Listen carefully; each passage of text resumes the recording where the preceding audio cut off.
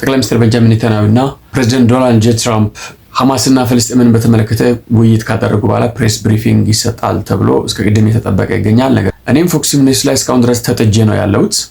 ምንድነው እየተባለ ያለው ነገር?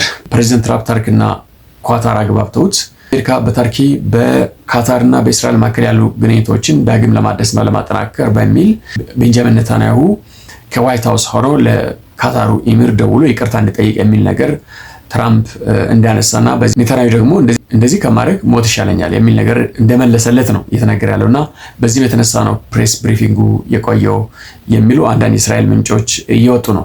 ከዚህ የትራምፕ ልጅ ባለቤት የሆነው ኩሽነር እና የሚድል ኢስት ልኡኩ ኔታንያሁ ያረፈበትን ሆቴል 3 ጊዜ እንደተመላለሱና እንዳወሩ ነገሮችን ፋይናላይዝ እያደረጉ እንደሆነ ተነግሮ ነበር።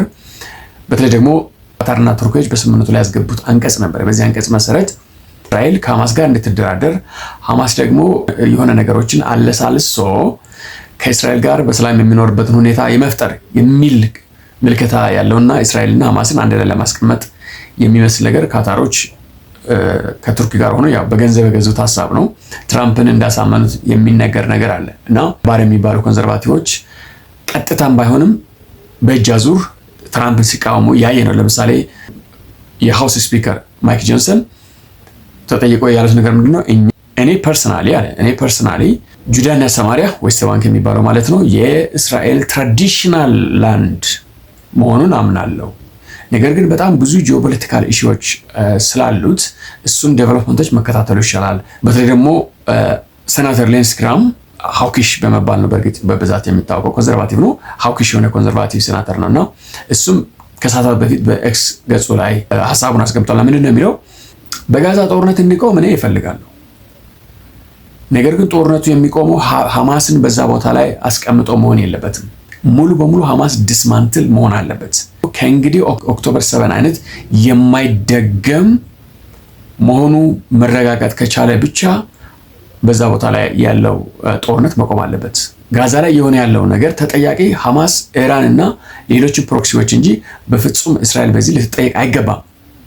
ወደ ትራምፕ ያነጣጠረ ነገር ነው ኤክስ ላይ ጻፈው እና ሊንድሴ ግራሃም በጣም የጥብቅ ወዳጅ ነው። በተለይ ደግሞ ከፕሬዝዳንት ትራምፕ ወደ ስልጣን ከመጣ ወዲህ ከመምጣቱ በፊት በጣም ተቃዋሚ ነበረ። ወደ ስልጣን 2016 ላይ ወደ ስልጣን ከመጣ ወዲህ ትራምፕስ ዊስፐርማን ሁላ ነው የሚባል የነበረው።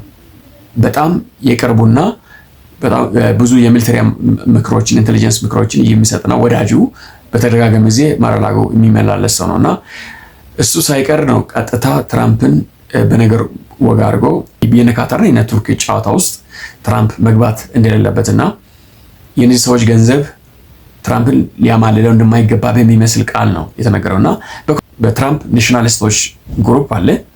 በዚህ ደግሞ በሊንድሴ ግራሃም፣ ማይክ ጆንሰን ኮንዘርቫቲቭ ፍሪደም ካውከስ ቲሞች አሉና እነዚህ የኮንዘርቫቲቭ ፍሪደም ካውከስ ቲሞች የቲ ፓርቲ ቲሞች ከእስራኤል ጋር እስካሁን ድረስ ታይት የሆነ ግንኙነት ያላቸውና የእስራኤልን ህልውና የማይደራደሩ ናቸውና በእነሱ መካከልና የትራምፕ ቲሞች ደግሞ አሉ። እነዚህ ሞሮፍ አሜሪካ ፈርስትና የአሜሪካ ናሽናሊዝምን በማቀንቀን የኮንዘርቫቲቭና የናሽናሊዝሙን እያዋህዱ የሚሄዱ በተወሰነ መልኩ የክርስትናን ቫልዩ መጠበቅ የሚሞክሩ ነገር ግን ክርስትናና የአሜሪካ ጥቅም የሚጋጭ ከሆነ ክርስትናን አሽቀንጥሮ ጥለው የአሜሪካ ጥቅም ላይ ስቲክ ማድረግ የሚፈልጉ ቲሞች ናቸው እና በእነሱ መካከል ክፍተት እየተፈጠረ ያለ ይመስላል።